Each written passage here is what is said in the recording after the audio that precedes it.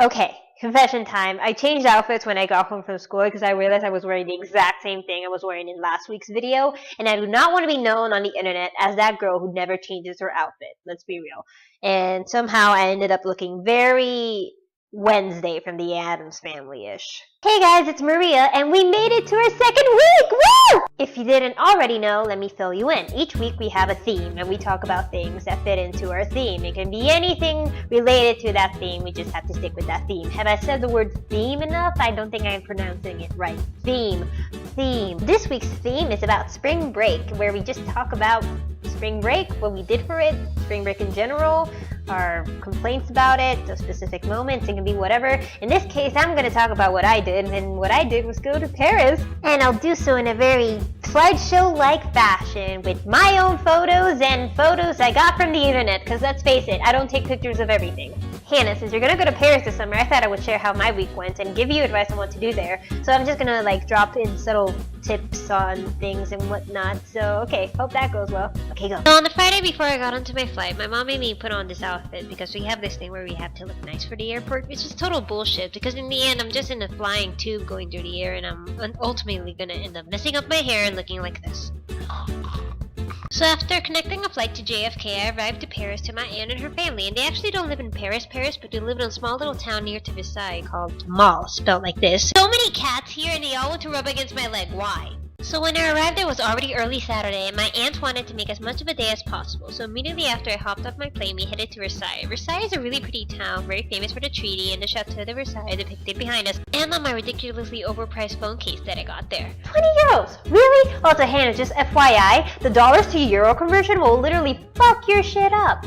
I know, I've been there, and be prepared for that, okay? But Versailles is also known for having a very strong Catholic community, so you'll know what there is a lot of in Versailles? Babies! So many babies! The next day was Sunday, and my uncle decided to show off his convertible that he can only really use once a year according to my cousins. And even though it is a pretty big car in France, it's still only half the size of a normal American car. But that was my favorite part of the trip because all in under an hour and a half, we drove through the Champs-Élysées, which is the main road, and the Arc de Triomphe, the Pantheon, and basically everything that there is to see there. Afterwards, we went on foot to Montmartre, which is a source of inspiration for a shit ton of artists like Salvador Dali, Monet, Vincent van Gogh, but mainly home to the Church of the Sacred Heart at Paris shown here. But this hill is actually pretty freaking high, so you can see all, if not most, of Paris from this length, and I can see why a lot of artists liked it. We went back down the hill to a marketplace and had lunch here, where I began my tasting of French food, and how I miss it. I had beef bourguignon, bread, and ice cream. Oh, ice cream. Okay, Hannah, tip. Get ice cream. The ice cream in Paris is so good. It's so creamy and smooth, and it's weirdly the best ever. You wouldn't think that, right? But here's the thing. Those portions here are so small. It was so tiny. It was this size. It's free sample at the mall size. The next day, me and my aunt took a train into Paris. Also, look how posh the train is. And the Museum d'Orsay, where we saw these street performers.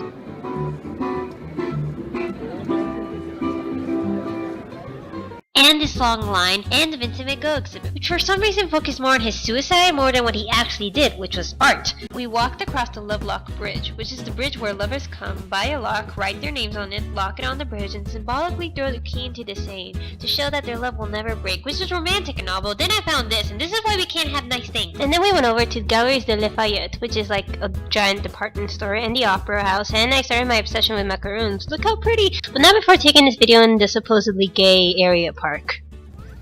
Estoy yo en París con mi tía. Está haciendo sol. Mira.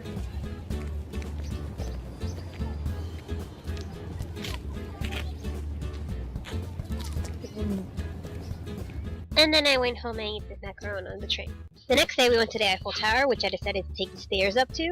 Pro tip, Hannah, elevator all the way. I climbed up that shit and I almost died. And then I proceeded to take a million selfies. Also, there are 500 tourists on this metal rod shooting up to the sky called the Eiffel Tower.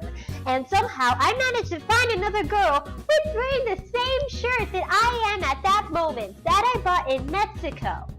How? Also, a bunch of people were protesting France's euthanasia laws and decided to decorate along with Youth and Nazi on the day I went to go see the Eiffel Tower and take pictures of it. So that's nice. The day after that, we had a day off and just went around Versailles again. Oh look, babies!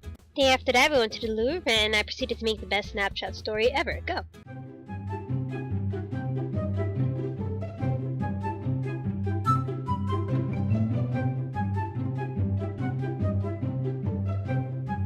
After that, I ate mussels and creme brulee, and oh my god, more macaroons! And then we went back to mall, where we watched French Top Chef, and I fell in love with the obvious winner, Thibaut Sabandia, I call him Thibaut, and went to the airport and went home.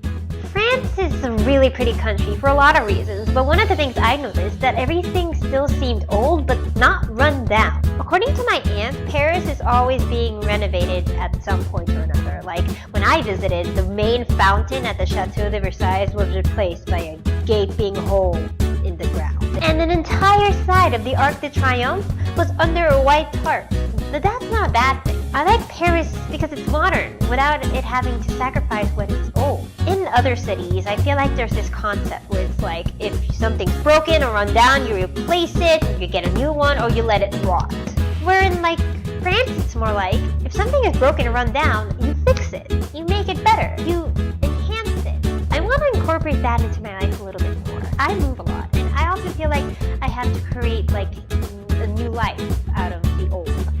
But maybe I shouldn't be looking at opportunities to like replace my life. I should be looking at like opportunities and moments, friendships, and experiences to like enhance my life. Oh, before I can forget, I actually didn't get that many souvenirs except for like clothes, but I did get gifts for my friends and family and stuff.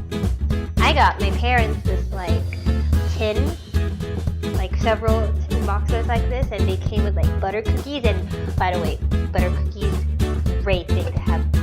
Oh my gosh, great. And I got my brother some chocolates, and I got, for both my boyfriend and for Lena, some really nice gourmet macaroons. I guess I saved the bag because it's so pretty. Okay, I'm getting preachy, and I'm gonna go. Okay, subscribe to us and follow me and VTI on Twitter, and I'll see you next week to talk about something else. I forget what the theme is. I'll find out next week. Bye. I got my Hannah, since you're gonna go to Plu, you're gonna go to Plu! Okay.